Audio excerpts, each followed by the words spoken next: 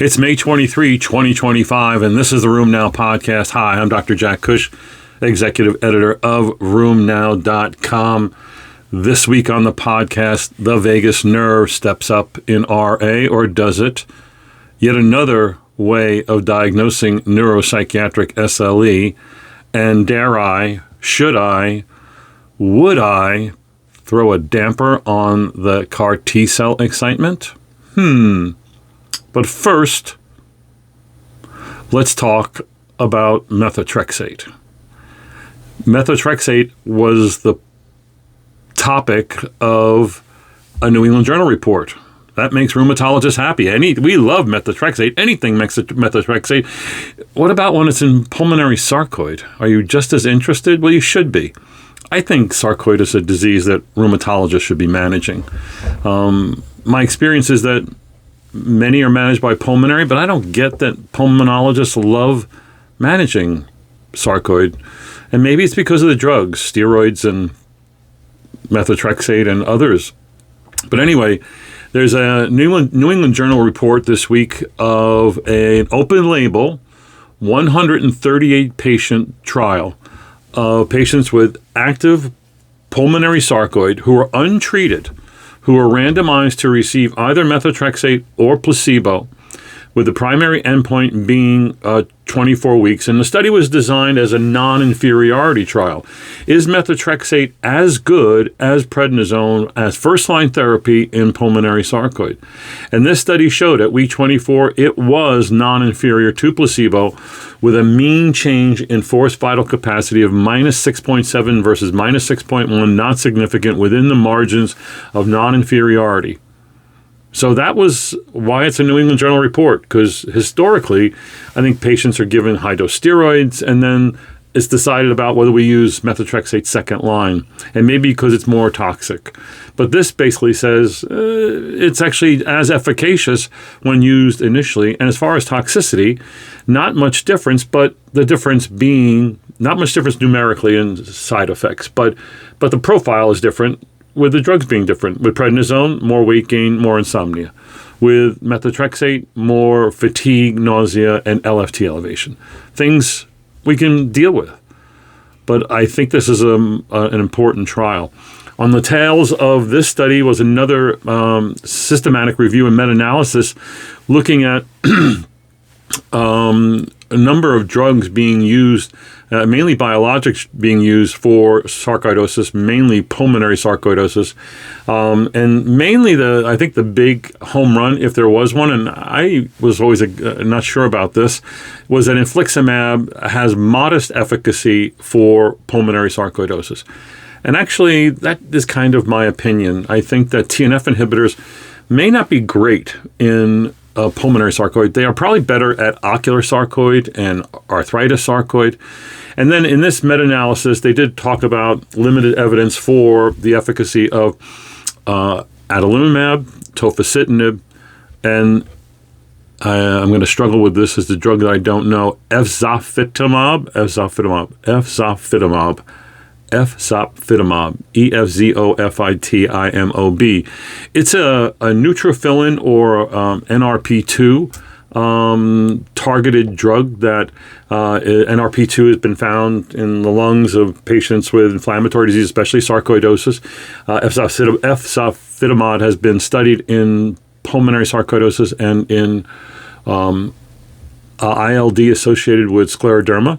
And the thought is that this drug, which is not yet approved anywhere, as I know, is downregulates myeloid activity and inflammation at those sites. So there's limited evidence for these other biologics in sarcoidosis, and mainly around certain indications, certain sarcoid manifestations. So there is hope, there is development in the area of sarcoidosis. One of my favorite areas to talk about, because it's such a difficult area, is the diagnosis of lupus cerebritis, neuropsychiatric lupus.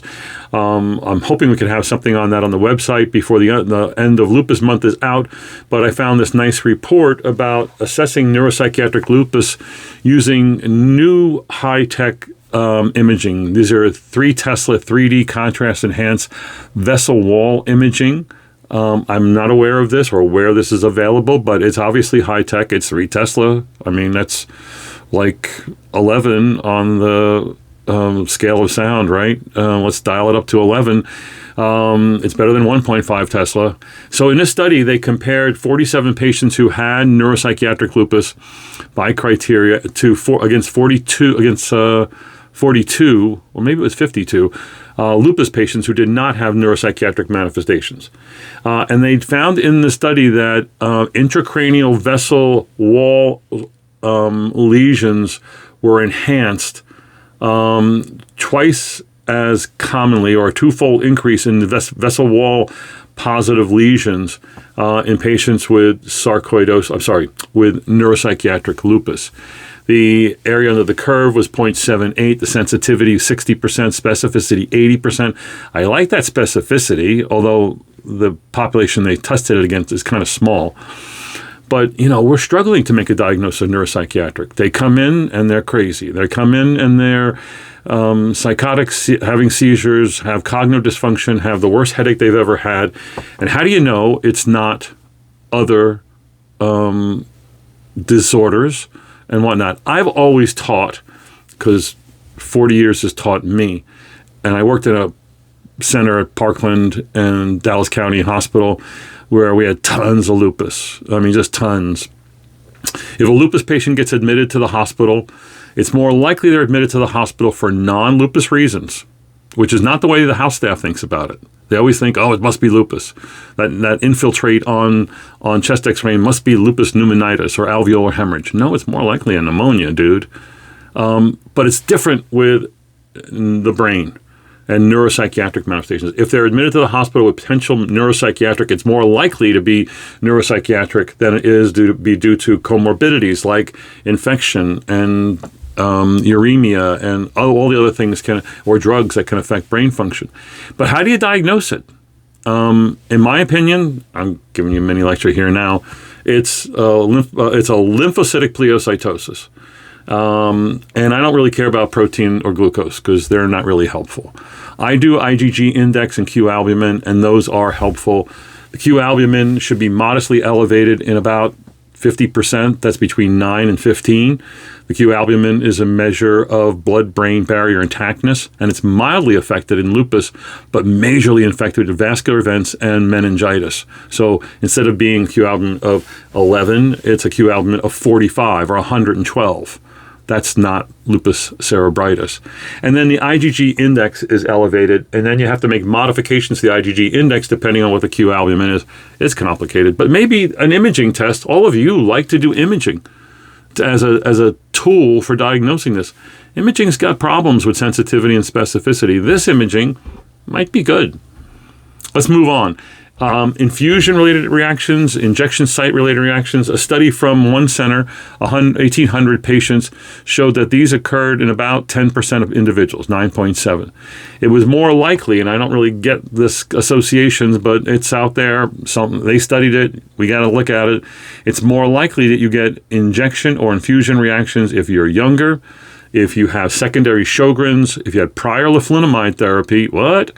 And then it was less common with other drugs that you might use, abatacept, tocilizumab, and golimumab. So what are the magnitude of associations here? If for the things where it was positively associated, it was basically either 50% or 200% increased.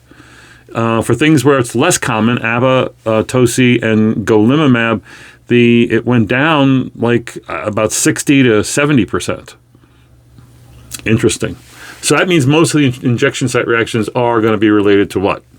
TNF inhibitors, right? That's mainly the big thing we're talking about, but it could be other infusions as well. You know about the data about vagal nerve stimulation that leads to improvement in RA, and it turns out that vagal nerve stimulation is involved in a reflex loop that basically leads to a decrease in inflammatory cytokines, mainly TNF, and that's why it can be effective in inflammatory disorders.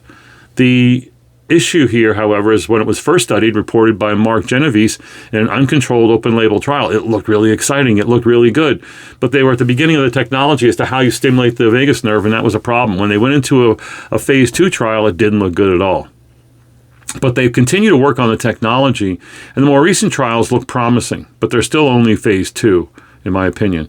This report looks at the sort of the converse issue. If vagal nerve stimulation is important in RA outcomes, what if you looked at populations that underwent vagotomy? What? Knocking out the vagus nerve, therefore, might increase the risk of rheumatoid arthritis. So a Danish study of vagotomies between 1977 and 1995 looked at over 6,000 of these, and they were either done as super selective vagotomies or truncal vagotomies. And what they found was that the truncal vagotomy was associated with a significant increased risk of RA. The RA incidence went up. The odds ratio is 2.6. That's impressive. But super selective vagotomy was not significant. Oh my God. The vagus continues to confuse us. The vagus confuses us. But I think we just need better studies. But this is, I think, an interesting way of looking at the importance of vagal nerve and its stimulation or ablation in the risk of inflammatory disease. Still's disease, I found this interesting report about neutrophil alkaline phosphatase activity. And you know, the neutrophil alkaline phosphatase test has often been done to support a diagnosis of myeloid disorders and certain leukemias where it goes down. I'm going to remind you what the test is all about. It basically is a staining test of neutrophils from the patient, and they count up the neutrophils and they score the amount of alkaline phosphatase staining within the neutrophil. Normally, normal neutrophil staining activity for alkaline phosphatase is about 3+. Okay. Then they count up the number, all the neutrophils and all the pluses, and they give you a score. It goes down when you have a deficiency of neutrophils, and it goes down when you're delivering immature neutrophils to the periphery. So it goes up with infection. It goes down with myeloid and certain leukemias. So in this study, 141 Still's patients were compared to patients with B-cell lymphoma, lupus, antiphospholipid syndrome, and controls. And they found that neutrophil alkaline phosphatase activity correlated with systemic disease activity in Still's disease with a really strong R value of 0.71. That's a correlation coefficient. And then for other things, it was kind of good. I mean, it was significant, but the correlation coefficient went down to 0.59, 0.52 for CRP, absolute neutrophil count, ferritin levels, and there were a few others. But the interesting thing here is that in Still's patients who did not have MAS, and before they had MAS, the NAP, neutrophil alkaline phosphatase activity level, was high, very high. But with the onset of MAS, it went low. And that's because you get that flip of leukocytosis to leukopenia, and you get immature neutrophils being delivered into the system. Anyway, this seems exciting. However, NAP activity is elevating a lot of things. So whether it's really important in Still's, which may be hard to diagnose, is hard to know, but this is a test that you can order. You look at it, let me know what you find.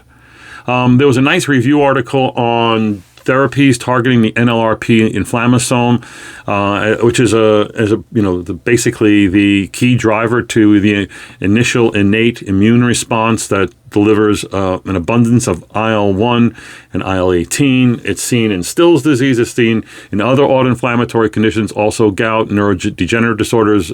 It goes on and on.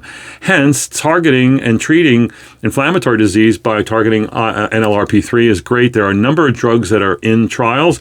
Many of them have failed for toxicities, mainly liver toxicities and others. But there's a few that are still out there. Actually, many that are being developed, including ones to oxidize DNA, which probably acts as a DAMP, a damage-associated molecular pattern that activates NLRP3 and then leads to IL-1. And if you can target a DAMP or a PAMP, a pathogen-associated molecular pattern, maybe that will downregulate the inflammasome activity and lessen IL-1, IL-18, and curb the inflammatory response. Interesting way of approaching it. Look for it in the future. CAR-T cell is out there. There's a nice review article that I published so that you can, if all those of you who are CAR-T cell enthusiasts can go wild with it. But I put it up there to make the point that there are over 85 current therapeutic candidates that are in this class of cellular targeted therapies and cellular depletion. 85 of them in over 380 clinical trials. What? Things have gone wild since Georg Schett's fabulous report about initially, was it 9 and then 15, mostly lupus patients with great long-term follow-up, great studies. I love that research. I'm encouraged by that research, but I'm going to throw a damper on it because that's the only data we really have. So far, we have lots of plans, lots of talk, lots of difficulty enrolling patients in these trials. They're all doing different things, and they're doing it maybe in different ways. And I just want to remind you that CAR-T cell therapy, which has been very effective in the cancer world, is also very dangerous.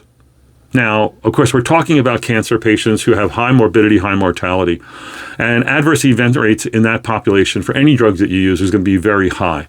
But last year, the FDA issued a warning about mortality risk associated with CAR-T cell therapies, and I think to expect that we're going to get magical responses and put people in remission with off drug after CAR-T cell without significant risks, I think is a pipe dream.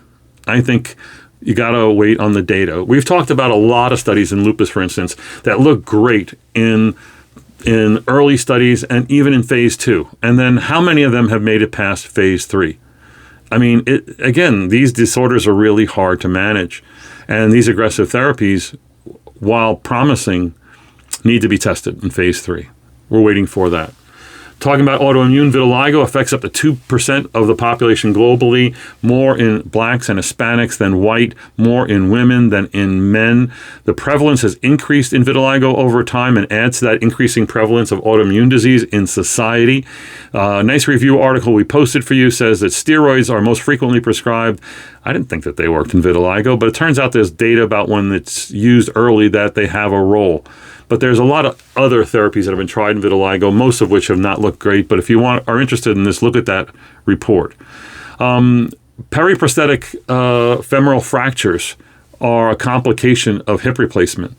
And a meta-analysis of 36 studies found that when these occur, they're more likely to occur with uncemented stems, when the surgery is done at major teaching hospitals, more so in females and the obese, more so with high comorbidities, more so in RA, and also with revision THRs.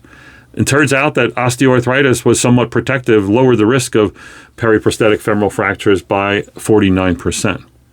Two more reports. I think a nice report from JAMA from China, tocilizumab versus methotrexate. In fact, it's modeled after an old Amgen trial, methotrexate placebo versus tocilizumab placebo versus tocilizumab plus methotrexate, 3 arms. And patients, 340 adult RA patients were treated. And these patients, I think it was like 30% of them had previously received conventional DMARD. Some had received methotrexate, so that kind of screws up the analysis here. But nonetheless, they were randomized to either tocilizumab sub-Q once weekly, methotrexate 10 to 25 orally once weekly, and then the combination given as you would expect. And in the end, the methotrexate placebo response was 25%. The tocilizumab methotrexate response was 53%. And the tocilizumab placebo response was 50%. So both tocilizumab arms were better than methotrexate monotherapy. Tocilizumab monotherapy was better than methotrexate monotherapy. You could look at some of these graphs and say, gee, it looked like the combination was a little bit better, but they were not significantly different from each other, and the primary endpoint in this trial was an ACR20 response. They did show in patients who achieved a low disease activity state and they stayed on their therapy that they maintained that therapy out to 48 weeks. And if the ones who weren't doing well, who were flipped over to the combination, they did well out to 48 weeks. So again, I think this strengthens your thinking about how you use tocilizumab. It still is probably one of the better drugs we use as a monotherapy biologic, and I'm not a big fan of monotherapy biologics. Why would you do that when you get the boost and benefit of methotrexate? What was the side effects on this? It turns out that any placebo monotherapy regimen actually had less of the serious adverse events than did the combination. I thought that was, and in fact, maybe the lowest amount was seen with methotrexate placebo compared to the other arms. I thought that was interesting. The last report is about pregnancy and autoimmune disease. I like this for the sheer numbers of it. We sometimes struggle with what to do with our patients who want to get pregnant and should get pregnant. I would refer you to the great guidelines from the ACR, Lisa Samaritano, lead author, published a few years ago. This is a claims data analysis of over 6,000 pregnant women with autoimmune disease who were also received a biologic during pregnancy, at least one dose. This includes Crohn's, RA, ulcerative colitis, psoriasis, PSA, lupus, MS, and ankylosing spondylitis. The vast majority of these patients, over half of them, had Crohn's and RA and ulcerative colitis. And in this 10-year study, there was a gradual but significant increase in the use of biologics from 2011 to 2021, reflecting your increasing confidence in their safety in the setting of pregnancy in your patients. Again, the number went up from 64% in 2011 to 75% in 2021. That was significant. The biggest drug being used, of course, is TNF inhibitors, and it looks like TNF inhibitor use did not change very much during the trimesters. It stayed basically around 80%. Other biologics, vedolizumab, abatacept, natalizumab, belimumab, showed increasing use from 2.3% in 2011 to 14% in 2021. But it was clear that across the board, whatever biologic was being used, it went down by trimester. As gestation went on, your use went down. So in almost 3,000 patients, 69% were using a biologic in the first trimester, 59% in the second trimester, and 49% in the third trimester. And then it bounced back up postpartum up to 77%, suggesting that either you're afraid to use them or you're not wanting to use them. We do know that in the GI world, with inflammatory bowel disease, you keep the biologic going. And I would say the same thing is true for me in my patients. If I start out with a biologic pregnancy, I'm continuing it. I want the patient in remission throughout the whole pregnancy. And that is the way to go. And I think some of these data reflect that it stays up in use in IBD and may go down with maybe an audience that's less familiar or less confident about the safety of biologics in rheumatic patients. And I'm telling you, you probably should be confident and follow the lead of the gastroenterologist. I want to remind you, next week is our final week of the Lupus Unlocked campaign, where we're covering all things lupus, and we have another Tuesday night rheumatology. Last week was a great one. I mean, last week we discussed antiphospholipid. You really want to look at that. We had 3 discussants in there. Cassie Sims from Duke, Shruti Chaturvedi from a hematologist from Hopkins, and Jason Knight from University of Michigan. We covered a lot of ground, great discussion. It's a good listen, and I would encourage you. Next week, it's going to be pregnancy and lupus, where we're going to have Megan Klaus, Lisa Samaritano, and Jill Bullion. That should be a lively discussion. Be there. Take care of yourselves. Bye.